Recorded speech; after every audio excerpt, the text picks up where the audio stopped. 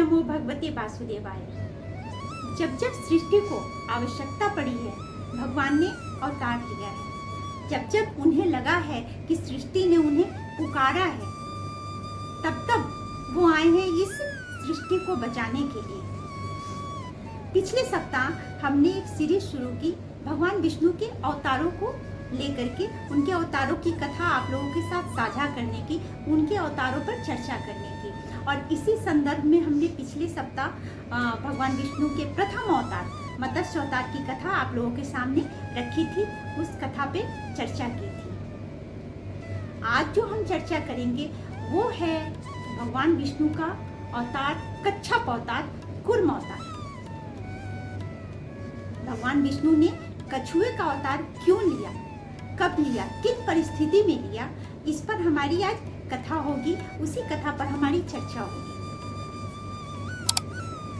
पद्म पुराण, नरसिंह पुराण, विष्णु पुराण, इन सभी पुराणों में भगवान विष्णु के दूसरे अवतार माने जाते हैं कूर्म अवतार या कच्छप अवतार। लेकिन भगवत पुराण में ये जो कूर्म अवतार है, कच्छप अवतार है, वो भगवान विष्णु के 11वें अवतार माने जाते हैं।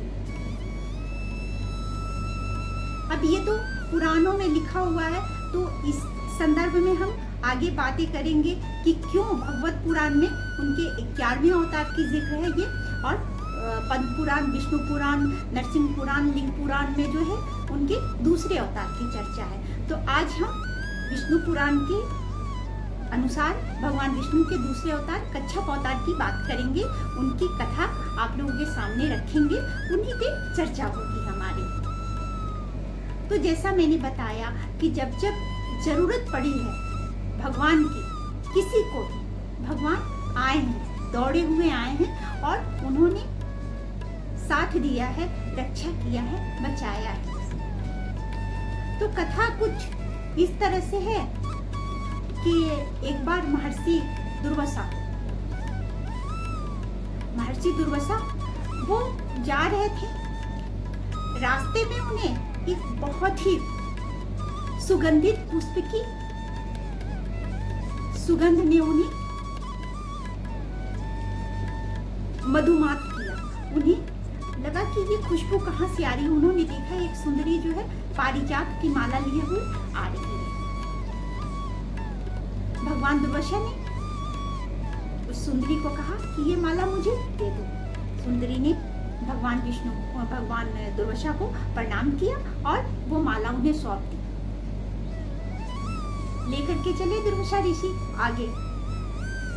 उन्होंने देखा देवराज इंद्र वो चले आ रहे हैं अपने ऐरावत पे सवार होकर। अब देवराज इंद्र देवताओं के राजा हैं, उनकी ठाठ तो अलग ही है। उनके वैभव की क्या बात की जाए। तो वो अपने ऐरावत पे सवार थे। महर्षि ने देखा कि इंद्र आ रहे हैं, तो उन्होंने पारिजात जो है उनकी तरफ उछाल दिया, आशीर्वाद की तरफ।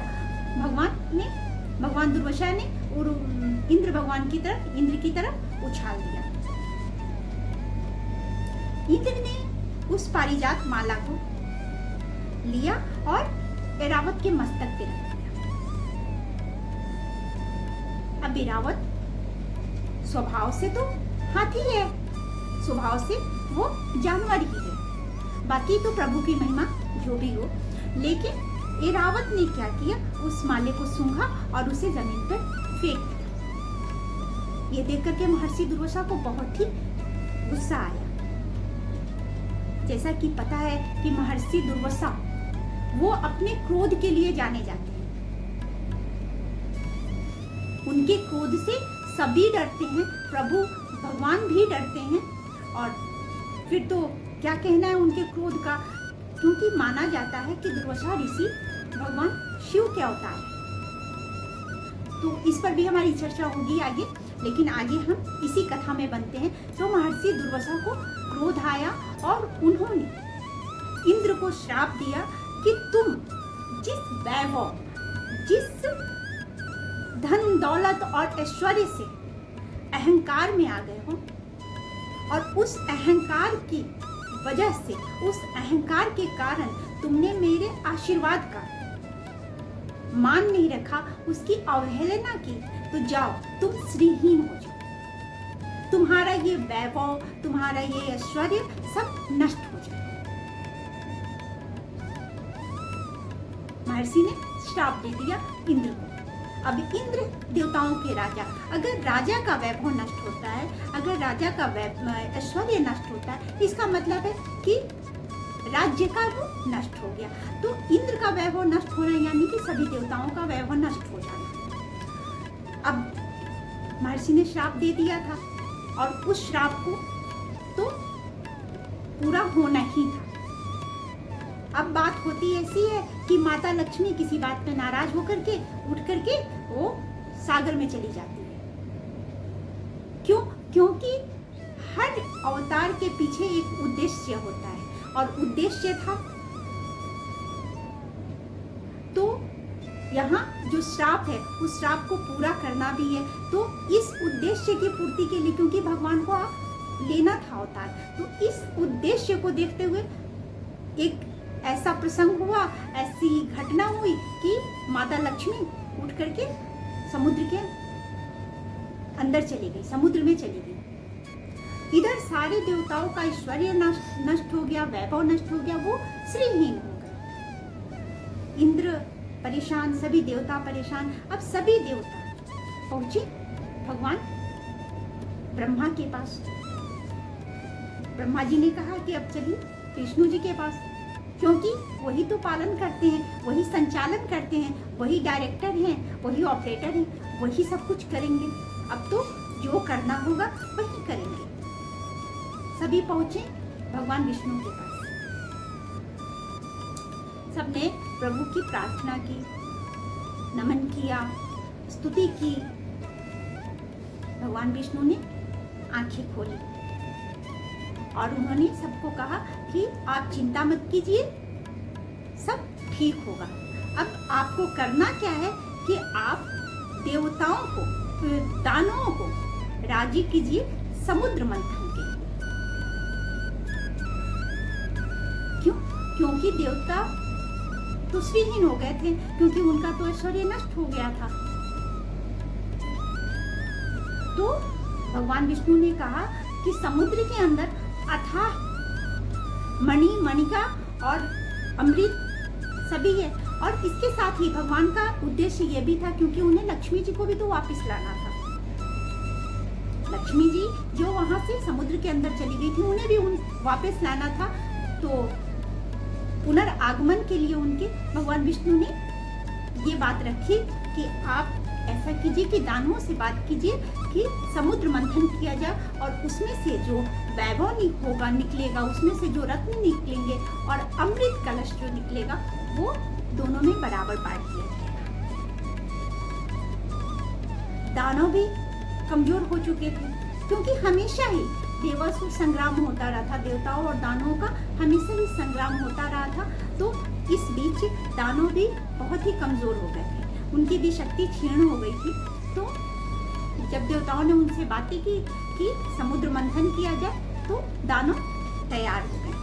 अब देवता और असुर दोनों तक तैयार तो हैं समुद्र मंथन के लिए, लेकिन समुद्र मंथन किया कैसे जाए? अब इतना बड़ा समुद्र, उसको मथने के लिए मथानी भी तो चाहिए। छोटी से मथानी से तो होगा नहीं समुद्र का मंथन, तो उसके लिए एक बड़े मथानी की आवश्यकता है। तो हुआ क्या कि मंद्राचल पर्वत को लिया जाए मथानी के रूप में।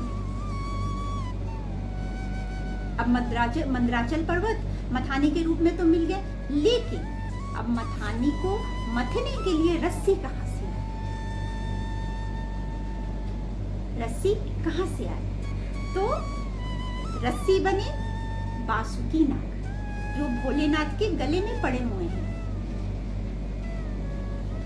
उन्हें रस्सी के रूप में लिया गया। समुद्र मंथन आरंभ हुआ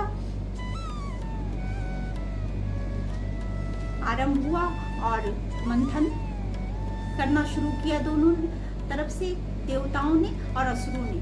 लेकिन इसी बीच प्रक्रिया ये हुई, इसी बीच बात ये हुई, क्योंकि मंदराचल पर्वत जिसको समुद्र के अंदर रख करके मंथन हो रहा था, उसे कोई बेस नहीं मिल रहा था, उसे कोई धरातल जिसे कहते हैं वो नहीं मिल रहा था। तो ऐसे में क्या हो रहा था कि वो अंदर चला जा रहा था, ऐसा प्रतीत होता था कि वो अंदर चला जाएगा। अब इसके लिए कहाँ से एक बेस तैयार किया जाए। तब भगवान विष्णु ने कच्छप अवतार धारण किया, क्योंकि उनका उद्देश्य ये भी था कि माता लक्ष्मी को वापस लाना, और जब तक समुद्र का मंथन नहीं होता तब तक माता लक्ष्मी वापस नहीं आती, और जब तक माता लक्ष्मी वापस नहीं आती तब तक देवताओं का ऐश्वर्य वापस नहीं आता, और जब देवताओं का ऐश्वर्य वापस नहीं आएगा, जब देवताओं का श्रीहीन रहेगा, जब देवताओं का ही बल नहीं रहेगा, जब वही निर्बल हो जाएंगे, जब वही श्रीहीन हो जाएंगे, जब वही वैभवहीन हो जाएंगे, तो फिर इस सृष्टि का क्या होगा। तब भगवान ने कछुए का अवतार लिया और मंदराचल पर्वत के नीचे चले गए, और पीठ पर उनकी जो पीठ की कवच होती है, कछुए की कवच जो होती है, उस कवच पर मंदराचल पर्वत को धारण किया। समुद्र मंथन आरंभ हुआ, सफलतापूर्वक ये मंथन चलना शुरू हुआ। फिर उसमें से अश्व निकले, कल्प वृक्ष निकला, कौस्तुभ मणि निकला, विष निकला जिसे भोलेनाथ ने ग्रहण किया और नीलकंठ कहलाए। उसके बाद माता लक्ष्मी निकली और भगवान विष्णु ने उनका वरण किया। अब माता लक्ष्मी आ गई तो फिर तो कोई बात ही नहीं, फिर तो जिस उद्देश्य से किया जा रहा था वो उद्देश्य पूर्ण हुआ। उसके बाद उसी समुद्र से अमृत कलश निकला। तो जैसा कि आप लोगों को पता है कि अमृत कलश निकला और मोहिनी रूप धारण करके भगवान विष्णु ने कैसे देवताओं को वो प्रदान किया अमृत, और असुर उसमें पीछे रह गए।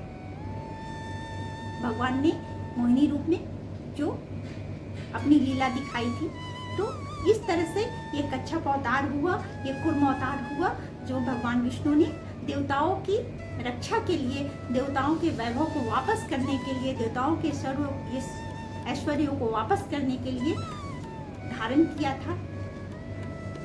और इसमें उनकी सहभागिता की थी माता लक्ष्मी ने, क्योंकि अगर वो नहीं जाती समुद्र के अंदर तो समुद्र मंथन होता ही, कोई तो उद्देश्य होना चाहिए। तो ये थी कथा कच्छप अवतार की, भगवान विष्णु के दूसरे अवतार की। तो आगे भी हमारी कथा जारी रहेगी हर सप्ताह। जैसा मैंने पिछली बार भी बताया था कि श्रृंखला में, इस सीरीज में हर सप्ताह भगवान विष्णु के एक अवतार की कथा होगी। तो अगले सप्ताह भी हमारी कथा जारी रहेगी। आज की इस कथा को हम विश्राम देते हैं, और अगर आपको आनंद आया, यकीनन आपको आनंद आया होगा, आपने भगवान के इस अवतार की कथा को बहुत ही आनंद लिया होगा इस कथा को सुनते हुए, तो आप लाइक कीजिए और सब्सक्राइब कीजिए, जिससे कि मेरी जितनी भी वीडियो है, जितनी भी हमारी चर्चाएं होती है, वो आप तक पहुंचती रहे। और इसके साथ ही खुश रहिए, प्रसन्न रहिए, भगवान की कृपा आप पे बनी रहे। ओम नमो भगवते वासुदेवाय।